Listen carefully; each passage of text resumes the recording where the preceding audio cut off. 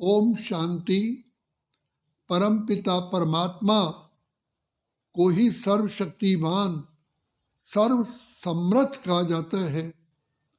तो भगवान सर्व समर्थ सर्वशक्तिमान किस रूप से प्रत्यक्ष होते हैं?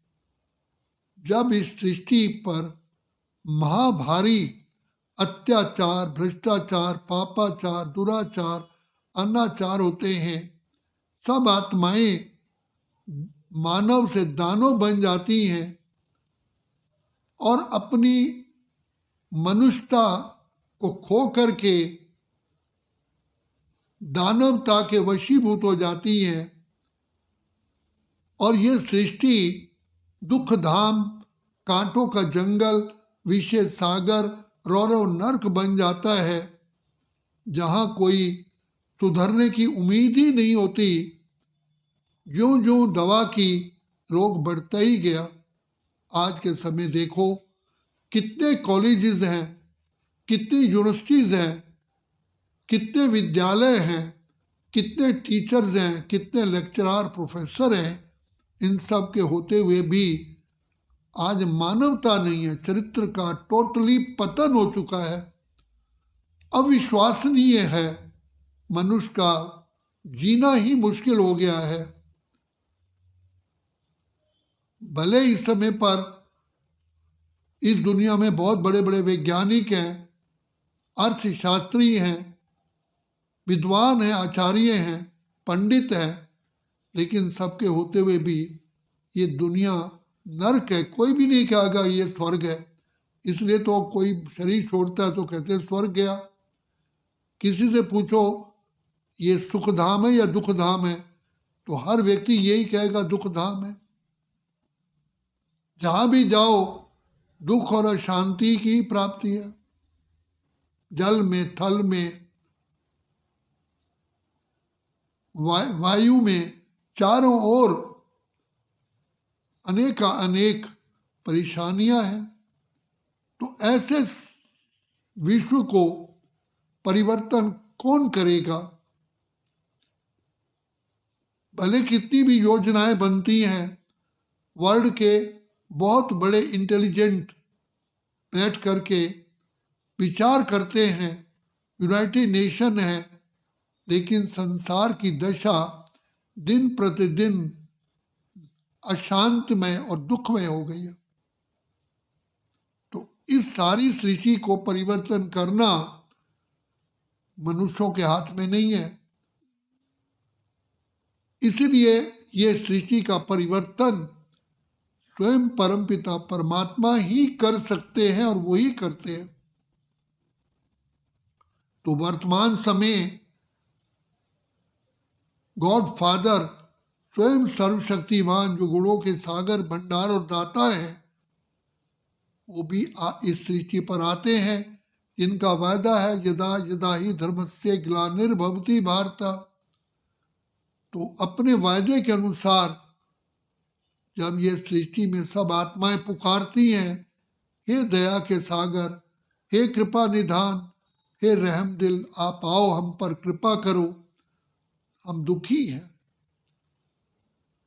तो ऐसे समय पर परमात्मा अपने वायदे के अनुसार आते हैं।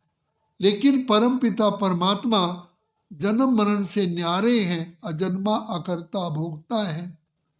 वो आकर के एक मानव देह में प्रवेश करते हैं, जिसको कहा नंदीगण, ब्रह्मा, आदि देव, भागीरथ,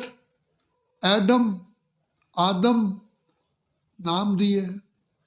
उनके मुख द्वारा पिता परमात्मा हम सभी आत्माओं को, जो ज्ञान का सूर्य है, वो आकर के हमें ज्ञान देते हैं, हमें मेन बताते हैं आखिर इस सृष्टि का पतन कैसे हुआ है और उत्थान कैसे होगा।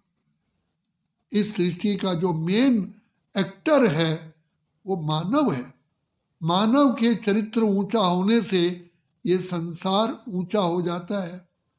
मानव का चरित्र पतन होने से ये संसार पतन की ओर जाता है।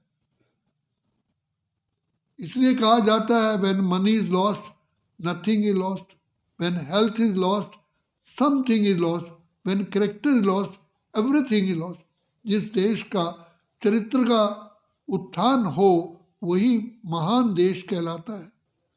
तो भारत हमारा देश महान देश था, देवभूमि थी, सोने की चिड़िया था, इसका बहुत गायन है। जहाँ पर विदेशों से आकर के यहाँ शिक्षा लेते थे, नालंदा विश्वविद्यालय, तक्षशिला, आज वही भारत दुर्गति को पहुंचा है।